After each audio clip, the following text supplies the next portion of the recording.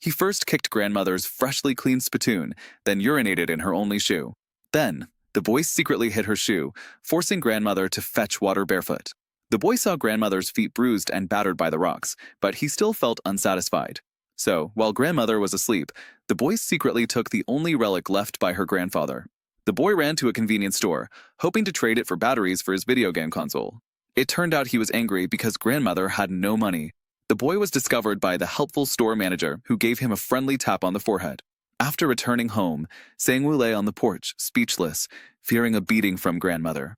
Grandmother, assuming he was sick, asked him what he wanted to eat.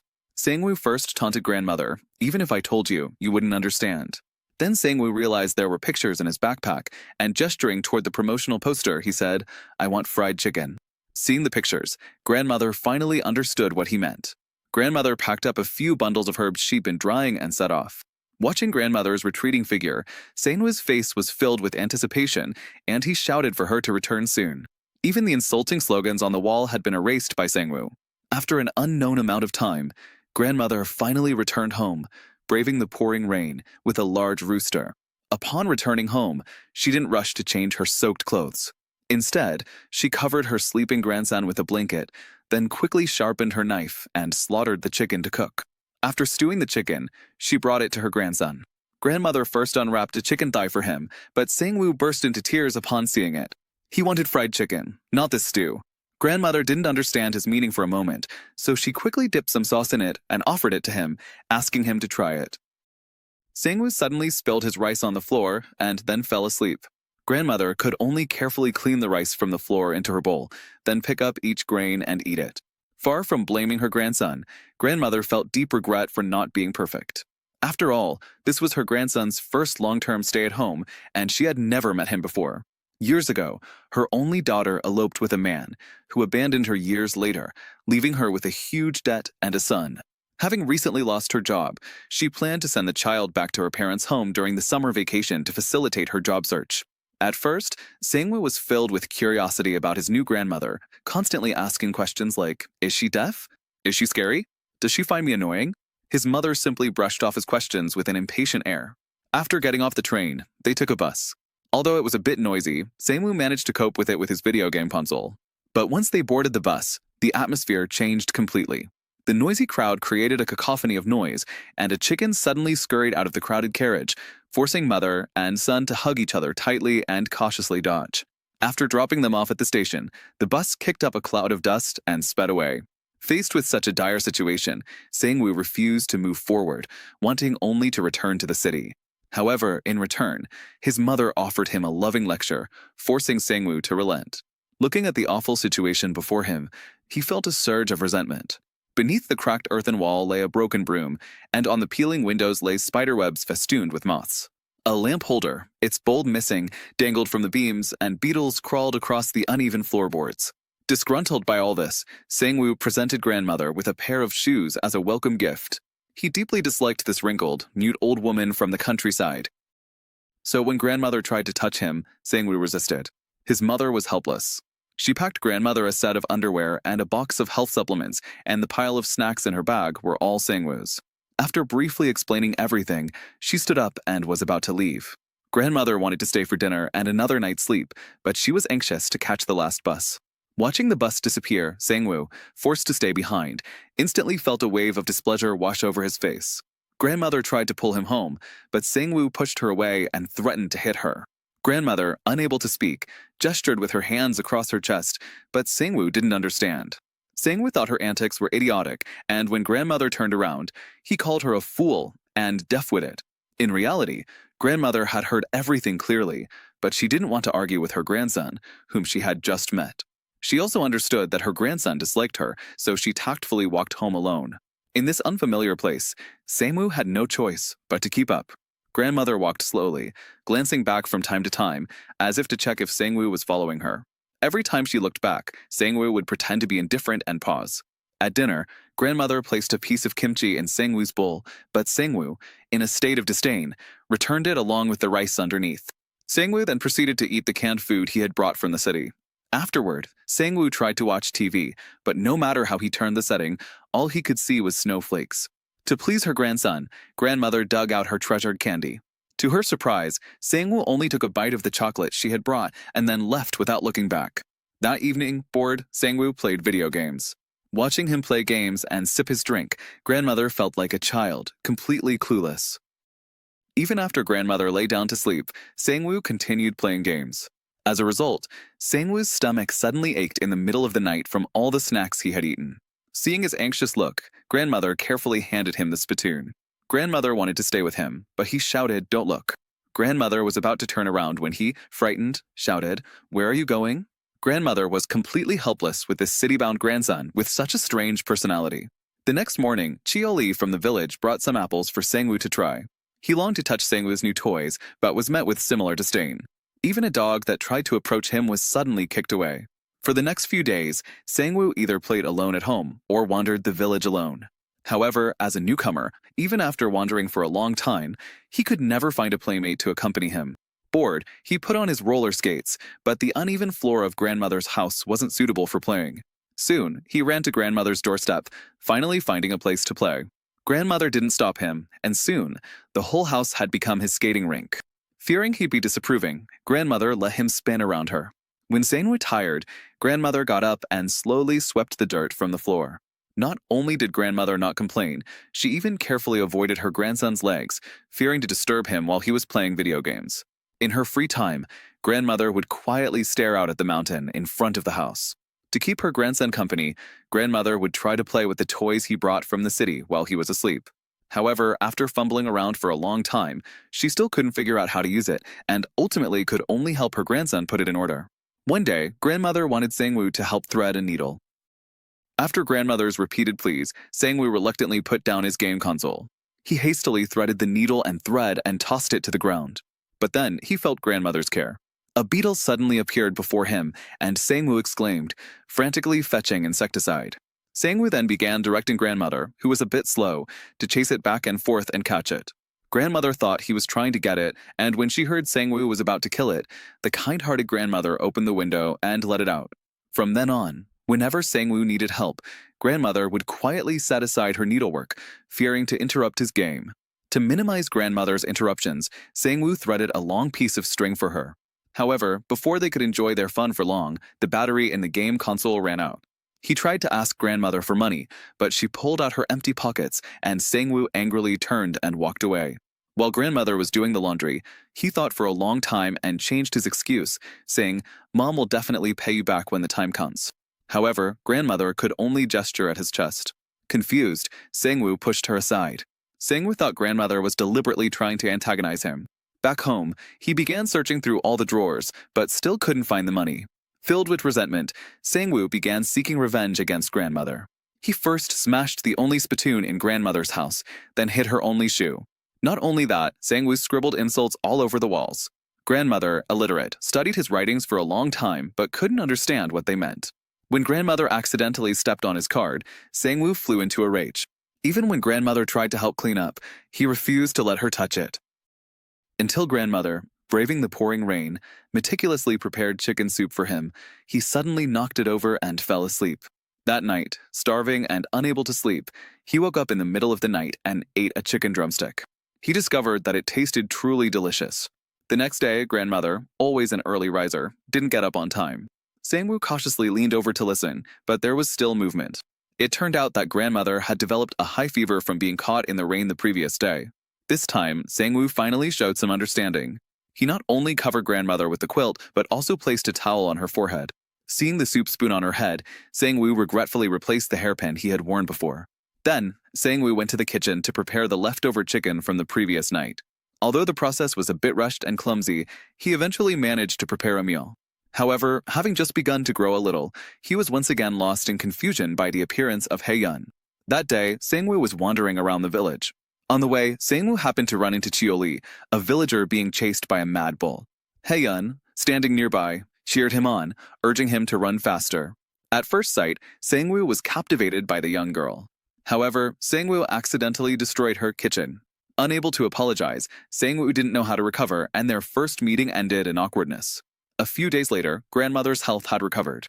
Sang-woo, somewhat sensible, took the initiative to pull up a cart, picked 2 pumpkins, and prepared to accompany grandmother to the market to sell them.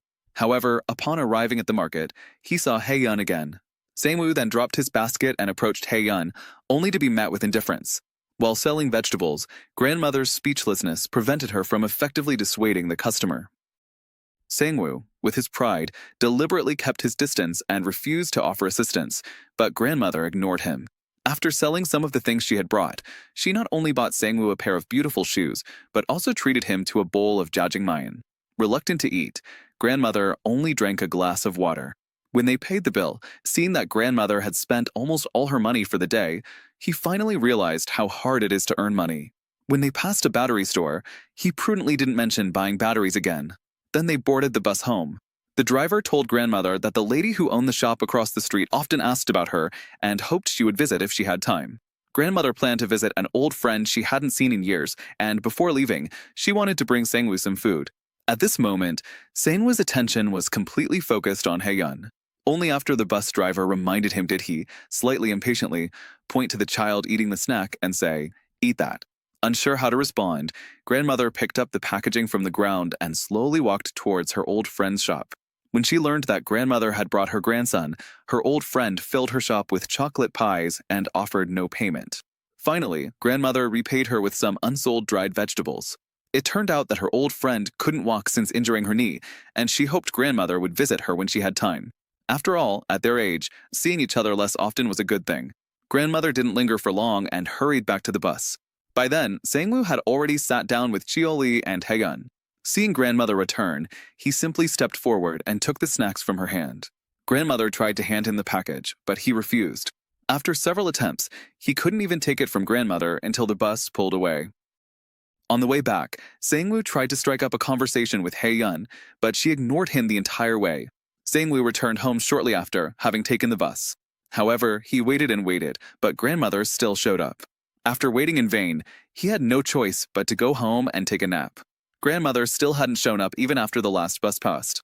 Just as he was feeling bewildered, grandmother approached, hunched over, slowly, step by step. He hurried forward to greet her, crying, "What took you so long?"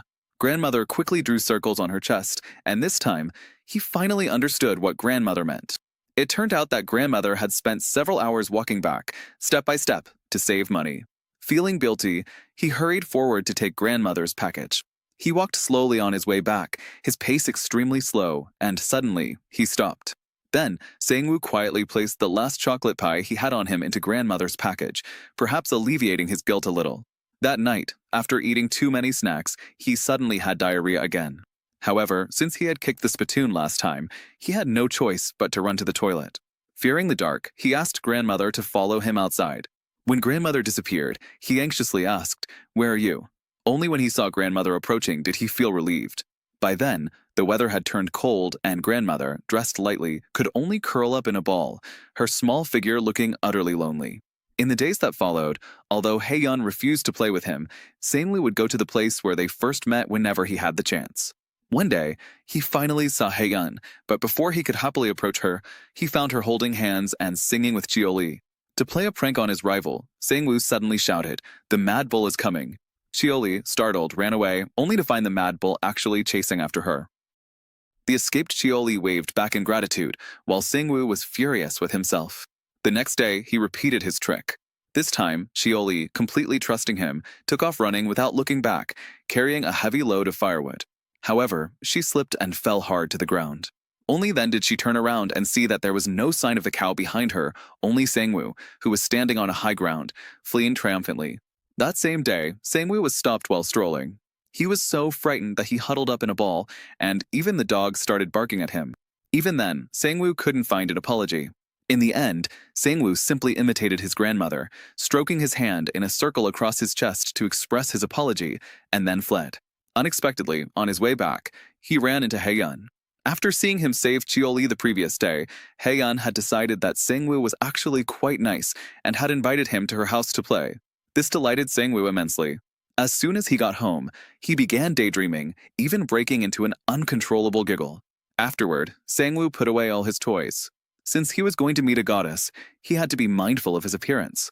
However, no matter how Sang-woo adjusted, he still felt like he wasn't doing it right. So he thought of asking grandmother for help. He whistled, looked at himself in the mirror, and then demonstrated to grandmother how to cut a little bit. Grandmother imitated him, seemed to understand, and then picked up the scissors and began cutting. After a while, Sang-woo fell asleep. When grandmother woke him again, he felt like the sky had fallen. "I told you to cut it shorter, not this short." Oops. That night, Sang-woo was still putting away his toys. Grandmother wanted him to bring his game console, but he pushed it aside in disdain, saying it had no batteries. Grandmother said nothing, simply wrapping it up silently. The next day, Sang-woo, not wanting his hairstyle to ruin his image, began dressing up with cloth. Grandmother tried to get him to wear the shoes she'd bought, but Sang-woo dismissively kicked them aside. He then loaded up a cart full of toys and headed towards Hae-yeon's house. When he returned, the pile of toys had been replaced with a scamp rabbit. His feet were crimson from the ill-fitting shoes. Seeing the downhill slope ahead, he instantly had an idea. He got on the cart and slid out of control. Not only was the cart totaled, but both of his knees were bruised. Just as he was heading home, dejected, Cheol-lee suddenly shouted from a distance, "The Mad Bull is coming." Thinking he was definitely coming for revenge, Sang-woo ignored it. However, Cheol-lee's cries grew more and more urgent. Realizing something was wrong, he quickly turned back, but it was too late. Without time to think, he could only run. However, with his legs injured, he fell to the ground after only a few steps. At this critical moment, Cheol-lee arrived, distracted the mad cow, and successfully rescued him. Faced with Cheol-lee's retaliation, Sang-woo could only apologize with a guilty look on his face. On the way home, Sang-woo curiously opened the packaging of the game console and found 2 crumpled bills inside. It turned out that this was the money grandmother had saved to buy batteries for her. At that moment, Sang-woo suddenly realized grandmother's silent love, and his heart was instantly filled with a strong sense of guilt. As he approached home, Sang-woo saw grandmother waiting for him at the intersection. At that moment, he burst into tears. It was as if all his grievances and anxieties vanished the moment he saw grandmother. This time, grandmother, breaking her usual slow pace, swiftly approached Sang-woo, gently caressing the wound on his knee with loving care. Then, with her dry hands, she gently wiped away Sang-woo's tears. In that moment, all the painful past crumbled to ashes, and all the shame faded in the silent warmth of love. After Sang-woo regained his composure, grandmother slowly took out the letter from their daughter. The letter announced that she had found a job, had settled down, and would be coming to pick him up tomorrow. After spending some time together, Sang-woo had come to understand that, although grandmother didn't express herself, she had always been silently caring and understanding. Thus, facing the impending separation, Sang-woo felt deeply sad. This naughty and arrogant, bad boy seemed to have grown up in an instant. That night, he began teaching grandmother to read. He worried that grandmother would fall ill and be left unattended like last time. Grandmother couldn't speak, so she couldn't call, so he had to have her write him letters. He only taught her 2 phrases, "I miss you" and "I'm sick." But even these few words were difficult for grandmother, a lifelong illiterate. Sang-woo pondered this idea and came up with another, "If you're sick, send me a blank letter and I'll rush over to take care of you." As he spoke, he began to sob softly, and grandmother secretly wiped away tears beside him, deeply saddened to see her past this mischievous child. After grandmother fell asleep, Sang-woo threaded every needle in the house so that grandmother wouldn't have to worry about finding the needle hole. People always seem to grow only when they part, but sadly, this growth comes too late because the moment of separation has already arrived. The next morning, his mother arrived from the city. Without further delay, they arrived at the bus station. His mother asked Sang-woo to say goodbye to grandmother, but he couldn't utter a word, hiding all his love and reluctance in his heart, just like grandmother. When the bus arrived, Sang-woo remained silent and boarded. The next moment, he turned and got off, handed grandmother his favorite toy card, and then sat down without a word. Even though grandmother kept banging on the window, Sang-woo didn't look up, unwilling to face the scene of parting. Only when the bus started did he get up and run to the back, watching grandmother's figure recede. He repeatedly drew circles on his chest, apologizing for his previous behavior. After seeing her daughter and Sang-woo off, grandmother hunched over and walked home alone. Nothing here had changed. The same bumpy mountain road, the same dilapidated house, and she was still alone. And yet, everything seemed different. Without Sang-woo by her side, grandmother couldn't help but feel inexplicably sad. The cards Sang-woo had sent contained various pictures, some expressing illness, others expressing longing. Sang-woo had even written the address on them, so grandmother could simply mail them directly. Grandmother walked slowly down the path home, unsure if Sang-woo would ever return. All she could do was wait patiently for the rest of her life. This film is dedicated to all grandmothers in the world. The film isn't overly sentimental, but it strikes a chord. While it lacks a grand plot with dramatic twists and turns, it flows like a gentle spring, gently cascading into the audience's hearts and creating ripples of warmth. That's all for today's movie sharing. Please like, comment, and share. Thank you for your patience. I look forward to seeing you again.